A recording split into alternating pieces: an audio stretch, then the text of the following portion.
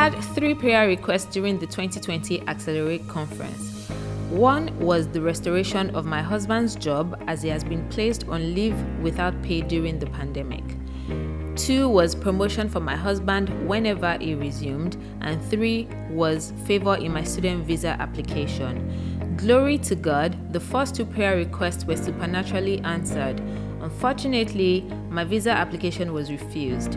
Early in 2021, I reapplied after addressing all the exemptions raised in the previous application. It has been our major prayer point request for this year, as we didn't want to remain on the same issue during the 2021 Accelerate Conference.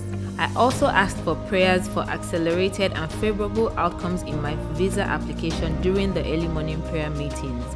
God did it. I got an email from the embassy asking me to submit my passport as my application had been approved. He's an awesome God with an impeccable track record of keeping his words.